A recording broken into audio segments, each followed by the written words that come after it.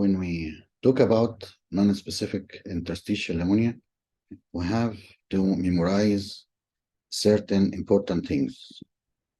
First of all, patient has chronic symptoms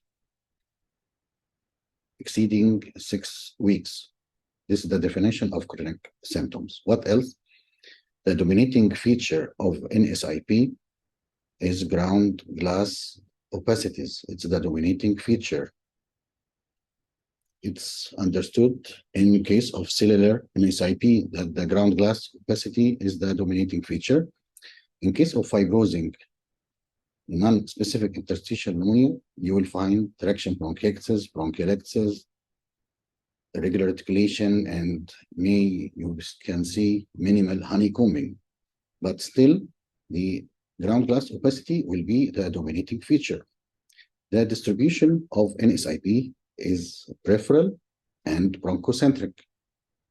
In case of only peripheral location, the differential diagnosis can be UIP early, UIP indeterminate pattern, or UIP. Here we have the sign of subpleural sparing, which support the diagnosis of NSIP of the dominating ground glass opacity, more lower lobar. Another case for NSIP, as you can recognize here, we have dominating ground glass opacity, dominating in lower lobes. There is bronchocentric distribution with subpleural sparing. So this is NSIP, no differential diagnosis.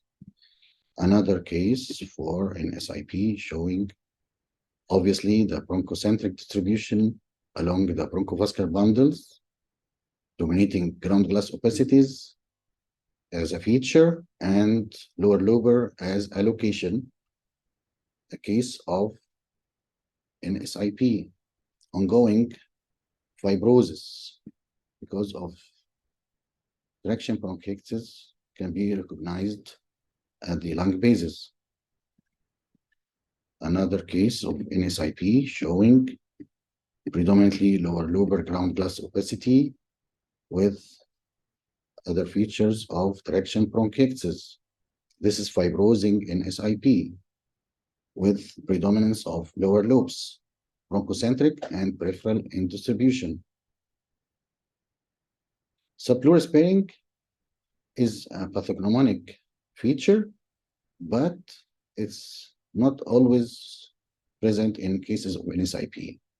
But here, the distribution, the domination of the ground glass as a feature, lower lobar predilection, bronchocentric and peripheral ground glass opacities, traction bronchiectasis. This is diagnostic for NSIP fibrosing type. Here, the dominating feature is ground glass opacities. We can appreciate presence of subpleural sparing. We have reticulations as well. Still no traction bronchiectasis. This is cellular non-specific interstitial pneumonia, showing the predilection for lower lobes.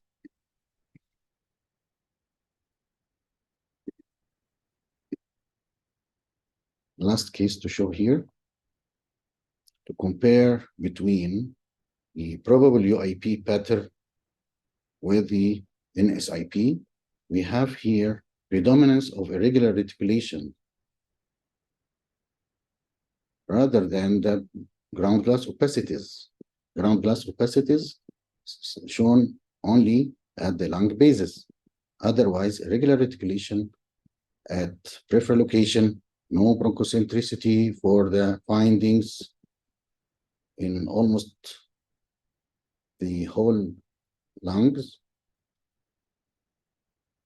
So this is probable UIP. The dominating feature is irregular articulation, traction bronchiectasis, as you can notice here, the fibrosis showing irregular articulation, traction bronchiectasis at the periphery, confined to the periphery, no bronchocentric distribution, the ground glass opacities are confined to the areas of fibrosis in the lung bases.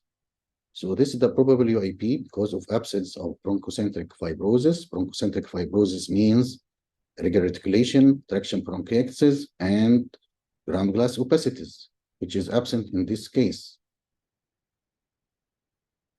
So the diagnosis for this case is UIP pattern, probable, not NSIP. And thanks for your attention.